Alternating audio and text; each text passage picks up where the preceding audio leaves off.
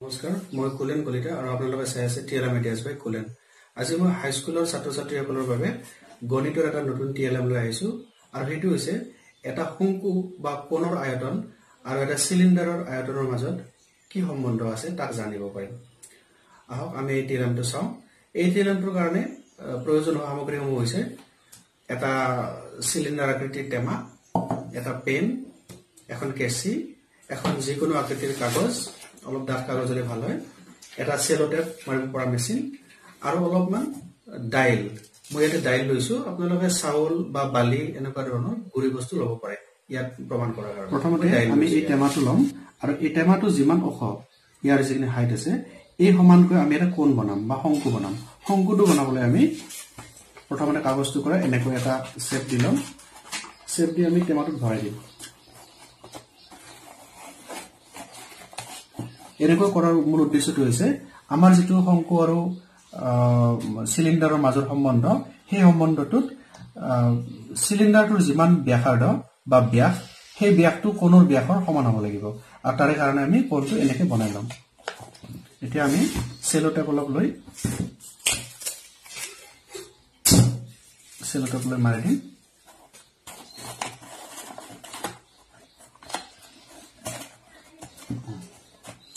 এতিয়া পেনেৰে আমি ইয়াতে এনেকে দাগ দিম। দেখাই থকা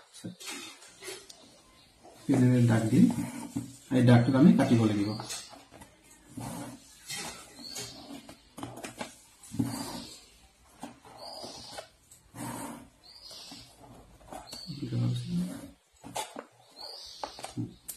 এতিয়া আমি কেঁচিৰে এইটো আমি কাটি দিম।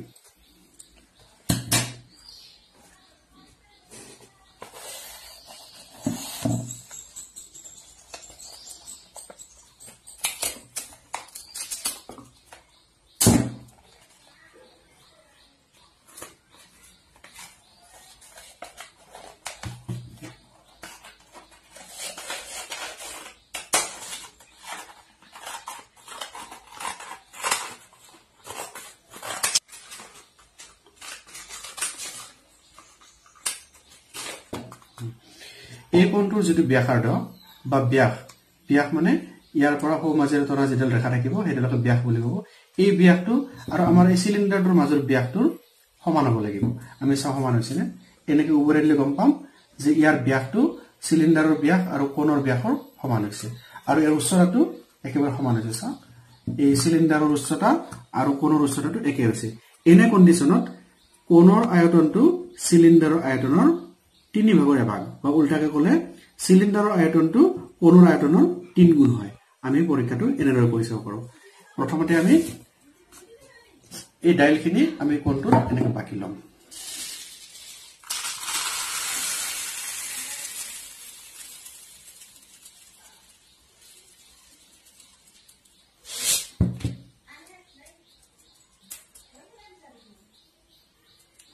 এইখিনি হ'ল কোণটোৰ আয়তন, অৰ্থাৎ এই কোণটোত যিমানখিনি ডালি ধৰিছে এই ডাইলখিনি হৈছে এই কোণটোৰ আয়তন। এইখিনি আয়তনৰ ডাইলখিনি মই এতিয়া এই চুঙাটোত বা চিলিণ্ডাৰটো মই বাকি দিম।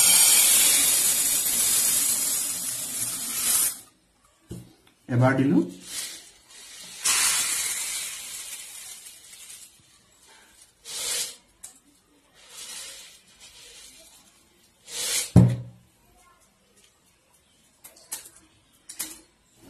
এই দুবাৰ দিলো।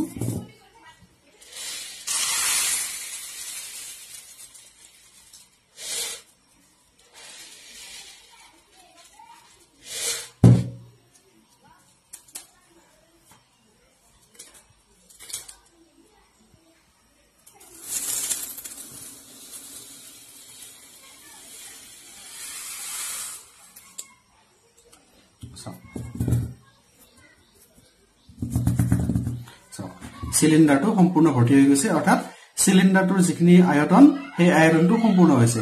গতিকে আমি ক'ব পাৰোঁ যে কোণৰ আয়তন যিমান আছিল চিলিণ্ডাৰৰ আয়তনটো তাতকৈ 3 গুণ বেছি। অৰ্থাৎ আমি যেতিয়া ইয়াত 3বাৰ ডাইল আনি ইয়াতে ঢালি দিলো, 3বাৰ দিওঁতেই সম্পূৰ্ণ হৈছে। ইয়াৰ দ্বাৰা আমি প্ৰেক্টিকেলি ক'ব পাৰোঁ যে চিলিণ্ডাৰৰ আয়তনটো কোণৰ আয়তনৰ 3 গুণ।